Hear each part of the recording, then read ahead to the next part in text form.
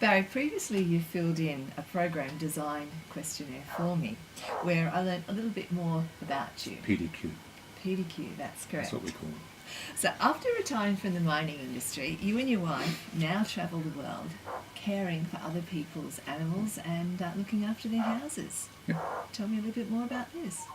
Oh, it helps people out, makes us feel good, helps us see the world, and helps other people take a holiday when they need it. So, of course, we love animals, so it gets us in touch with all of that stuff.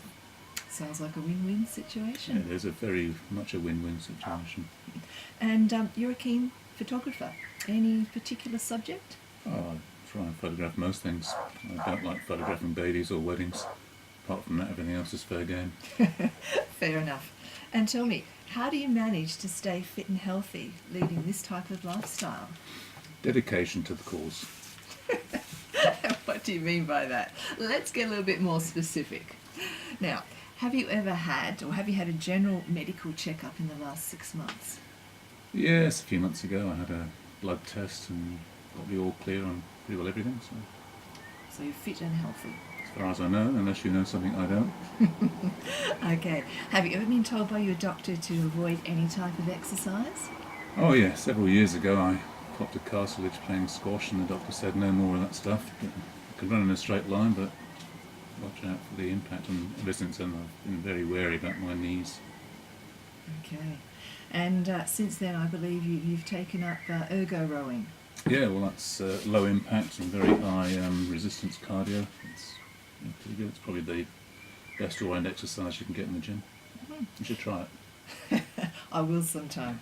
So it actually doesn't come any more strenuous than your goal of rowing 2 kilometres in less than 7 minutes 15 seconds. Well, a lot of people can go a lot quicker than that, so it does come more strenuous. It's just that's enough for me.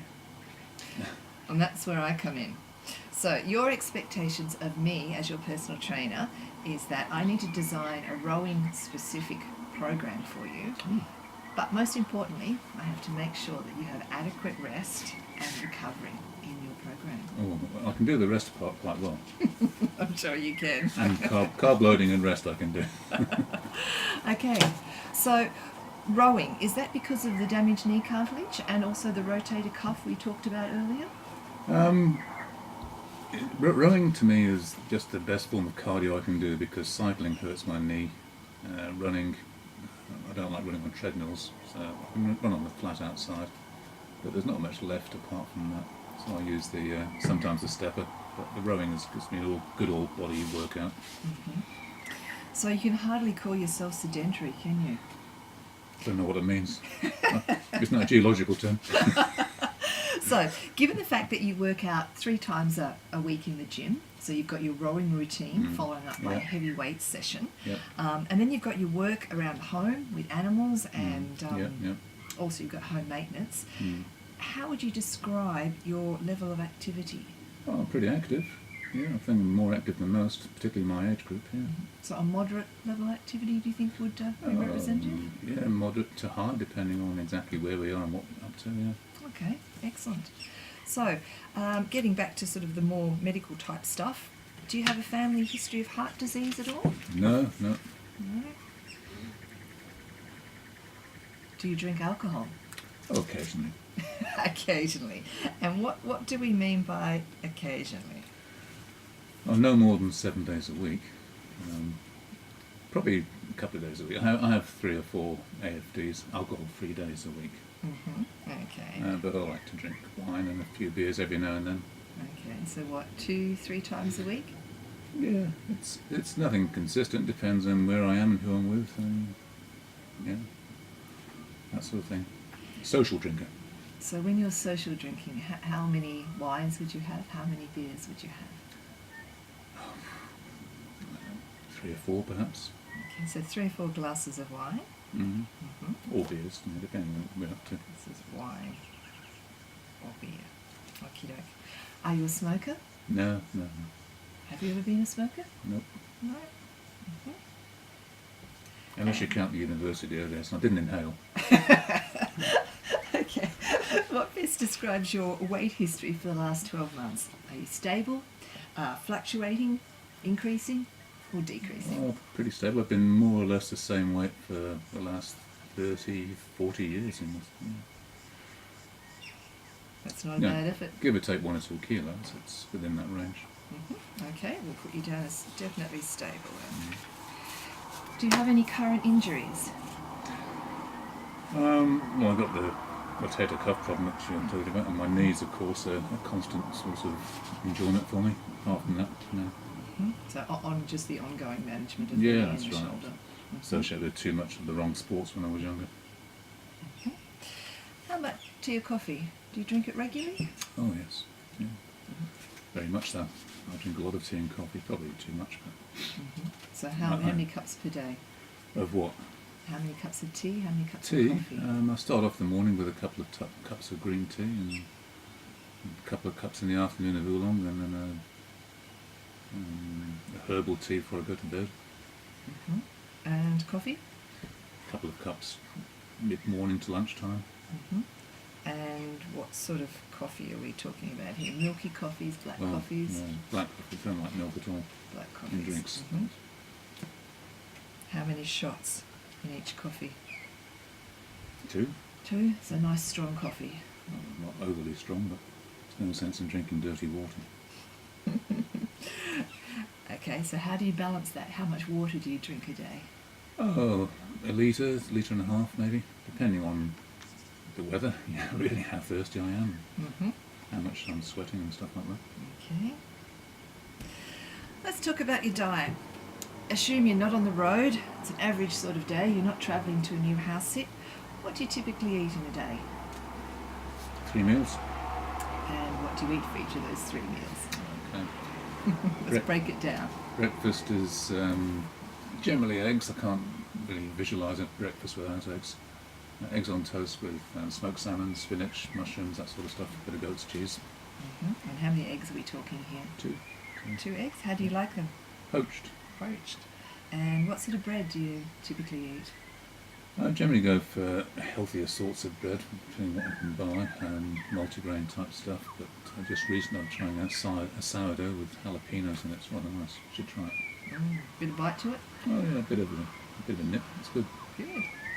So sautéed spinach and mushrooms, was it? Yes. But with a bit of goat's cheese on the toast. Mushrooms, goat's cheese. It's a 5-star breakfast. I think anyone can enjoy that. And I imagine that keeps you going for quite a bit of the day, does it? It gets me through to a smoker. So speaking of snacks, do we have any? No snacks. What about lunch? Generally a sandwich. Don't eat too much in the middle of the day. Chicken and avocado is my preferred sandwich, but depends what's in the fridge. Just the one sandwich or a couple? Depends again on the size of the bread. You know, some of these fancy loaves are only talking small slices, so I have a couple of those. So 1 to 2 sandwiches. Yeah. And dinner? Oh yeah. What do you have?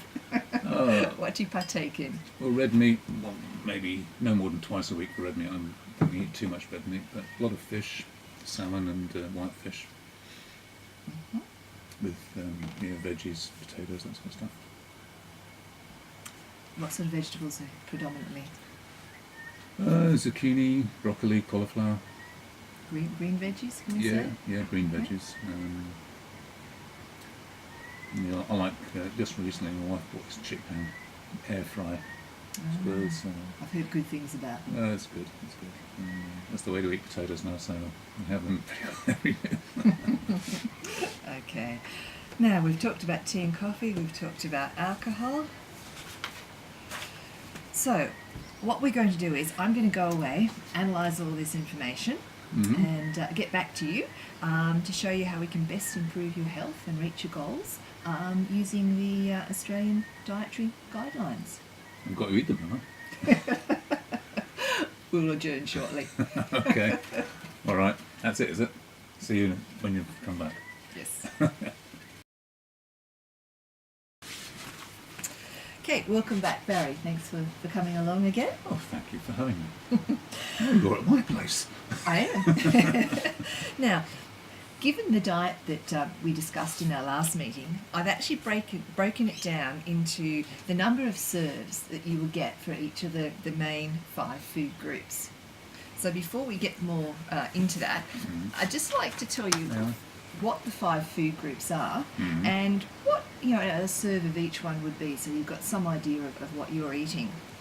So in relation to your diet, vegetables, 1 serve would be half a cup of cooked green veggies or half a medium potato. So each of those would represent a serve.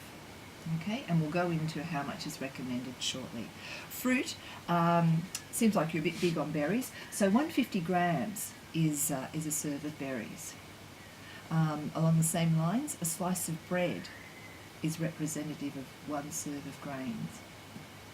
Meat, bit tricky, depends on what sort of meat you're having. If it's red meat, and all these are cooked values, 65 grams of cooked meat, red meat, is a serve. 80 grams cooked chicken. 65 grams? It's quite a small amount, isn't it? Yeah. No, it's sort of like fits in the palm of your hand, smaller when it's cooked. 80 grams of chicken is considered a serve. 100 grams of fish is also considered a serve. Much better value of the fish, isn't it, really? Much better value. Right. Or, in your case, 2 eggs. That's also a serve.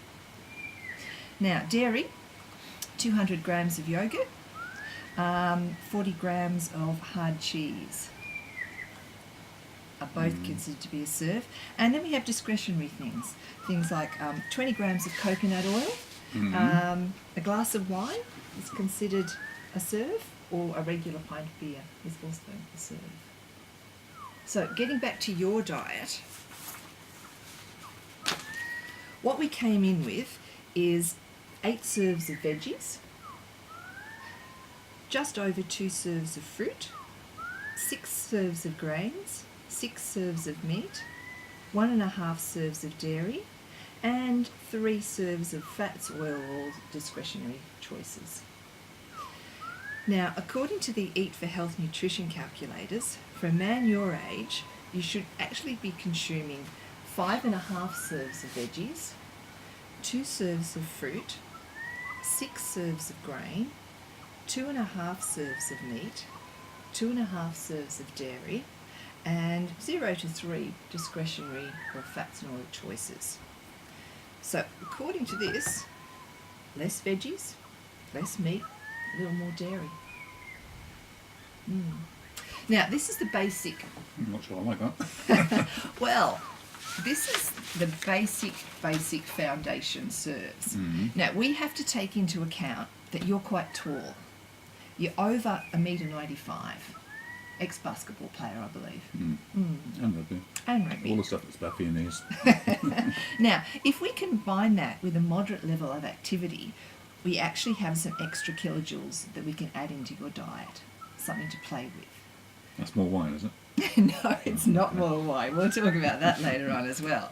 So, basing this on what you gave me as a typical day for you, those extra serves of veggies, extra serves of meat can actually be accounted for. Although it's a little bit high in protein, more than what I'd suggest. However, I think you do need a little bit more dairy in your diet.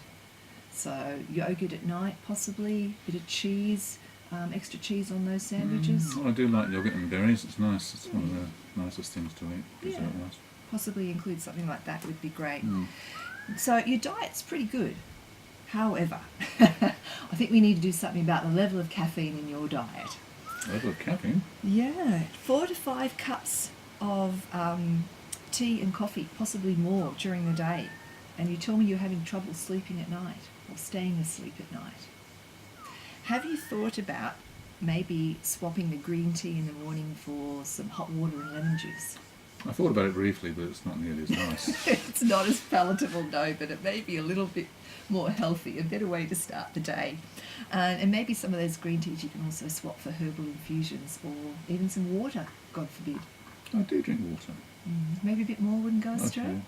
Yeah, perhaps, yeah. So you tell me that you finish the day with a glass of water, but you don't really drink much during the day, hence what we were talking about. Yeah, it depends on what I've been doing and how warm it is and all the other factors. At least a litre a day, and sometimes a lot more than that. Do you drink during your workouts? Generally not, no. Maybe That's an old habit from squash. I used to try and maintain the same sort of hydration levels in the body. Okay, well maybe doing what you're doing, especially that quite vigorous rowing, you could have a water bottle by your side, sip from it regularly throughout your workout. That would certainly help get the amount of water up. And lastly, national alcohol guidelines suggest no more than a glass of wine a day. I knew you'd pick on that. And you tell me you drink a bottle a couple of times a week. Depending if I have red meat or not, really. So Once, twice a week. Okay. So maybe it's great that you have a few AFDs, alcohol-free days. It's really good. Got a big plus on my side, haven't I? Yes, you do. But maybe that bottle of wine could last a couple of nights rather than one night. You sound like my wife. She sounds like a pretty good woman, doesn't she? Very sensible. Anyway, thanks for meeting with me, and I hope that has given you a bit of insight into your diet, maybe a few improvements that you can make, and hopefully you can achieve those goals. I'll let you know how we go. Do that. Thanks very much. Thanks for chatting hard. Okay.